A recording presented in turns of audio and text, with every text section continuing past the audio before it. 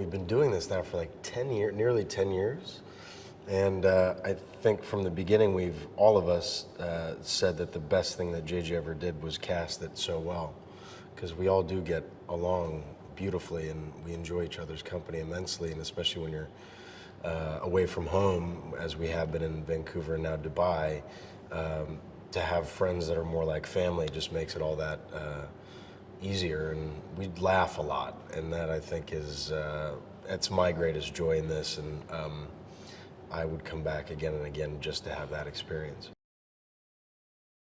You need to have someone who's adept at describing what these huge action sequences are going to look like that you can't really see even when they give you a previs, which is the kind of animated version of the action sequences before they come together in the final cut.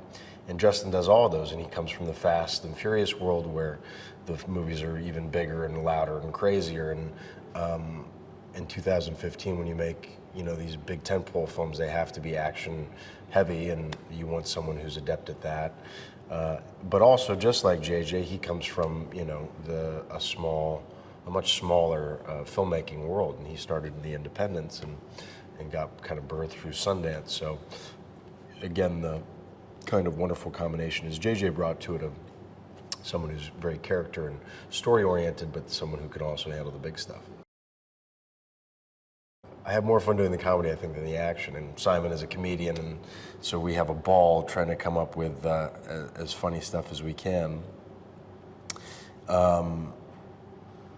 Yeah, this experience has been ironically almost like like Dad left the building and all the kids are running the asylum, and the collaboration has been on a whole different level on this film, which has been a true blessing and something I think we've all really enjoyed. And we all know each other so well, and there's such a lack of ego and pretension within this group that in a given scene, if a line doesn't work, I'll cut my line or I'll give someone else my line, or we just try to figure out what works best. And it's very expedient and very much without drama, and that has a lot to do, with Justin and also with the writing team behind it between Doug and Simon.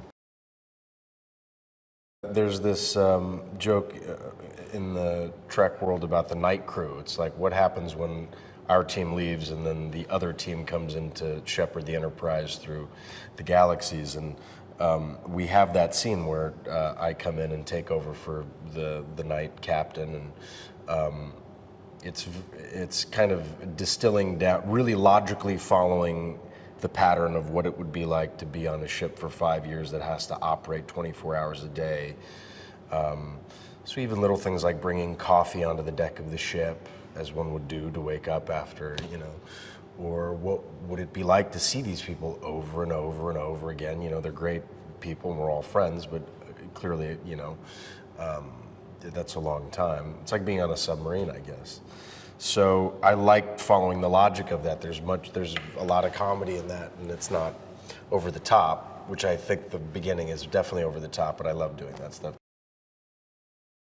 The first two films were very kind of Spock and Kirk-centric, and I think there's a reason for that, because by definition these characters are kind of two polarities on a spectrum, and it works great to investigate that dichotomy. But there are also some fantastic other characters in this series, and Simon and Doug were very smart to break everybody up so we could see how they work together and who they are, and to see what their personalities are like and how they play off each other and how well or not they work together. And I think it's called Star Trek. It's not called Captain Kirk or Spock. It's Star Trek. It's about a family. This is the family. So I, as a viewer, would want to see everything about this family that I could, and hopefully now in our third film, and hopefully we've been creating a new audience and bringing an audience from old. We're further deepening those ligamental ties between the characters and between the fans to hopefully make more stories in the future. I love Idris. He's a sweet, for such a strong kind of masculine-looking guy, a very sweet, gentle heart. He's got a very kind of soft quality to him that I love. He's very gentle, and so it was great to be able to talk to him about his thoughts about the character and why these two characters found each other and what they were battling and what they were exposing in one another.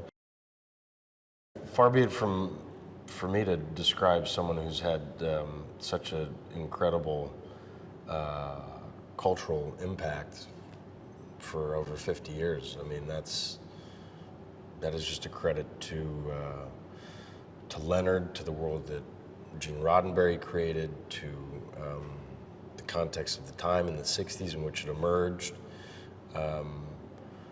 For me, I take everybody at face value, and Leonard was a quiet, patient, careful listener. He was highly artistic, highly sensitive. And I love Zach, and Zach had an incredible relationship with Leonard, and for that I love Leonard even more because I saw the impact that he had on my friend's life.